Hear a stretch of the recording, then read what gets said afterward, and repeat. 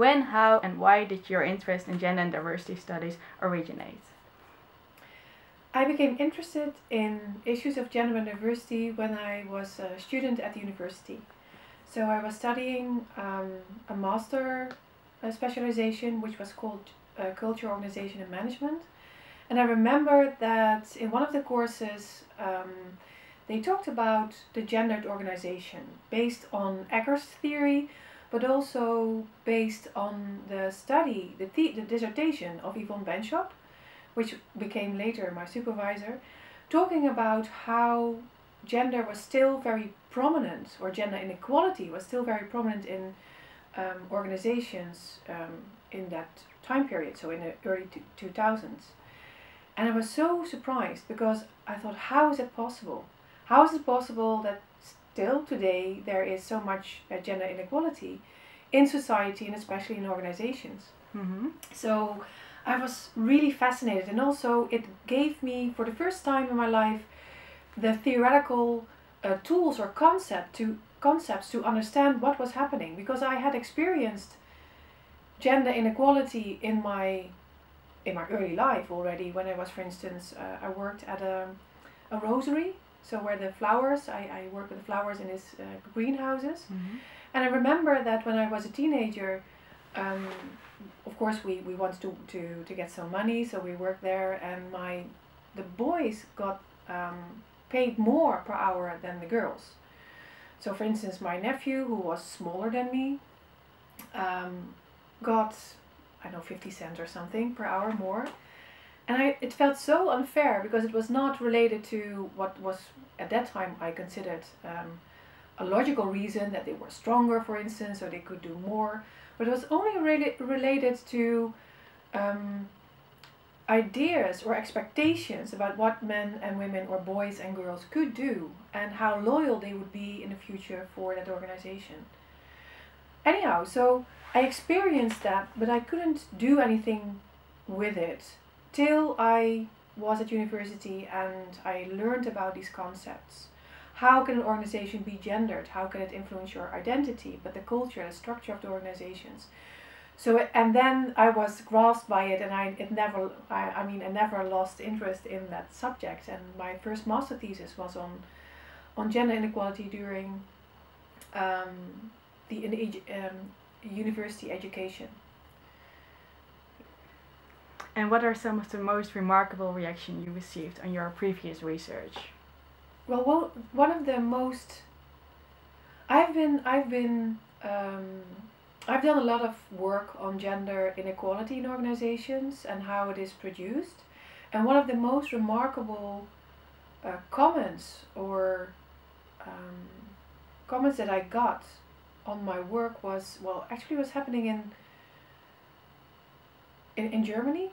I remember that very shortly after I graduated, I was invited to a university, a technological university in Germany, and I had to present the results of my thesis, and it was about gender inequality practices in academia. So how, especially in professorial recruitment and selection.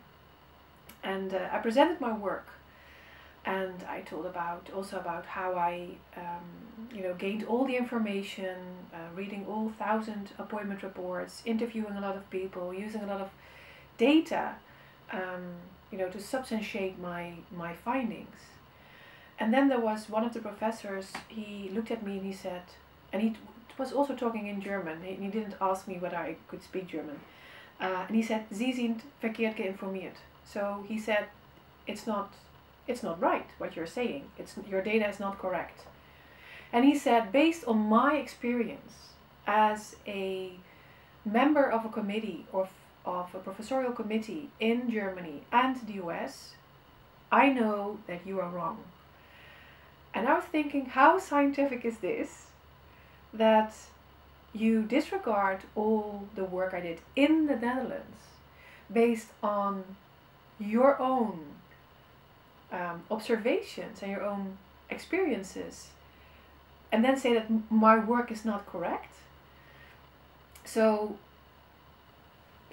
I have experienced a lot of resistance to my work, and people say, well, that's something from the past. It might have happened but not anymore, or it might happen but not here. So they always push it away. But this was the most direct attack of my work, and what I found really interesting was that it was so unscientific, you know. So, but I really used that kind of resistance later on to think about, why do people resist? Why do people do not want to learn from the feminist knowledge that we make? So I tried to make it a new research project to understand why people resisted this kind of knowledge. And do you have an idea why already? Because it means that it also implies that they have a responsibility, that they have to act, and they find, I think, the most strongest myth in academia is that the myth around the meritocracy, that only the ones it's only based on merit whether you proceed in an academic career. But we also know that it's very it depends on your, of course, gender and race and ethnicity and sexuality and age. They do matter in how people consider your skills and your resume, your expertise. And of course it's about informal networks and how you are supported through your career and how people have created opportunities for you. And it's something that people do not want to admit, that it's not only about how brilliant you are. It's really also about the research environment and also about social processes related to gender and race and ethnicity. What is standing in the way of more gender and diversity equality in organizations? Oh, that's a very difficult and complex question. And I think the best answer for me is to invite you to one of my courses, in which we really try to get a better understanding how change processes in organizations work. But I think the most important thing is that we really understand how gender is an organizing principle in organizations. And of course, when I talk about gender, it's always intersecting with other social categories such as race or sexuality or age. But before we can make a step towards more equality or inclusion, we have to understand what is happening in organizations. And most of the time we see in the attempts that organizations make to make it more diverse or equal or inclusive, is that they tend to go for the easy solutions. And the more easy solutions do not change power inequalities in organizations, but they try to fix, for instance, the women. So they say, well, we do not have enough women in top positions, so we will help them by giving them a mentor or leadership courses so that they can become or compete with men, for instance, for those coveted senior positions. But of course we don't change the system in that way, because we learn people, the minority groups or women, to assimilate to the dominant norm. So if we really want to create inclusive or equal working places or organizations, we really have to make space for other identities in that sense. So that means that we have to change power relations, and that is very, very difficult. And there has to be a whole learning process that starts to reflect on what is happening in organizations, and then with small steps how we can change it. So there's not one magic bullet that we can say, oh, if we do that, then it might work very easily. And yes, organizations do want that kind of solutions of us, the researchers, but it's not possible.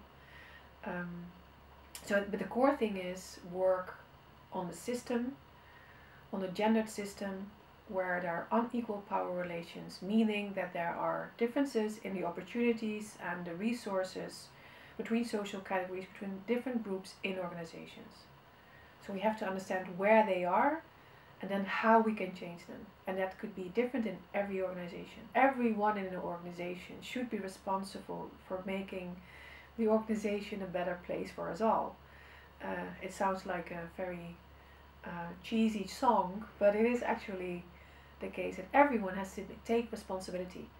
So we have to think about not only senior management, but people in middle management, but also on the work floor. You know, if we want to change the system, so the culture and the structure, we are all responsible. But again, of course, in practice, that's very hard, because how will you actually do it?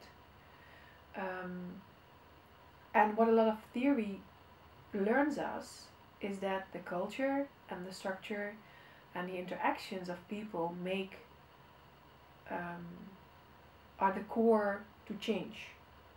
And what I mean by that is that everyone has this responsibility in how we talk to each other, for instance.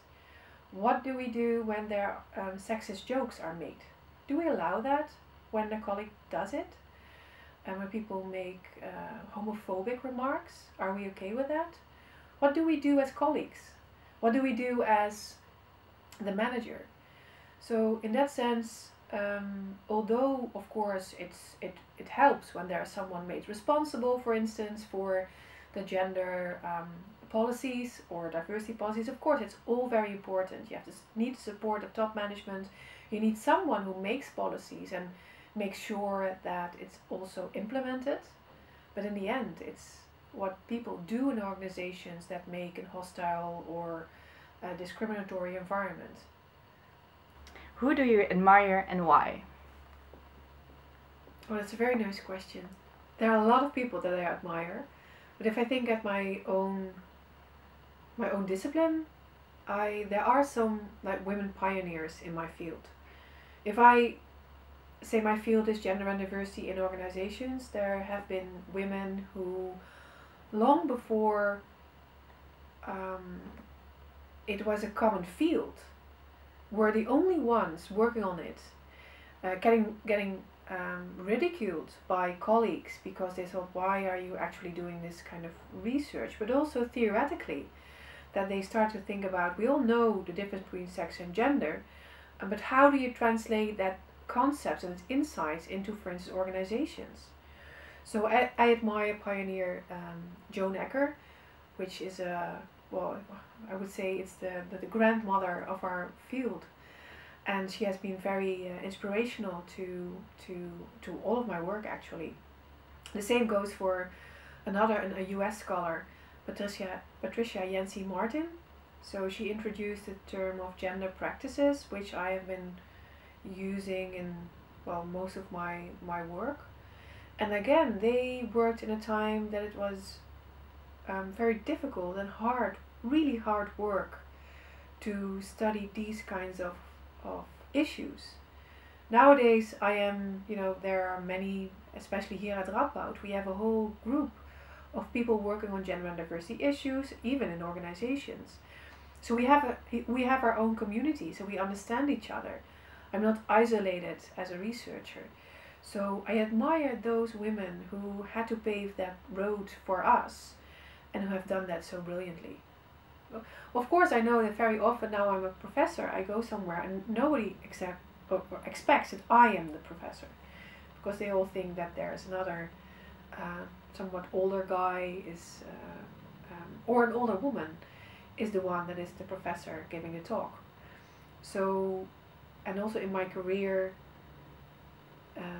I think especially being a young professor makes it sometimes difficult to be taken serious in that way. But on the other hand, I also had a lot of support of people in my environment. What do you like to do in your free time? I think what I really need next to my academic job is I like to play I'm an amateur actress, so I do theater, and it really helps to get out of my head and into the body, and also to be someone else in that sense, and it really helps to relieve the stress and all the thinking in that sense, and I really enjoy it. And I also like to go to plays in theater of people who are really professionals in that sense. Let's say I really like to go to classical concerts. So my partner is a classical singer, so he introduces me to all kinds of beautiful concerts in that sense. And of course I like, probably as a lot of other people in the Netherlands, I like Netflix. What would you like to achieve as a chair and full professor of Radboud Gender and Diversity Studies? My ambition is to make Radboud Gender and Diversity Studies a hub for teaching and research that is very interdisciplinary, so that we keep on inspiring students but also push our theoretical thinking on gender and diversity even further.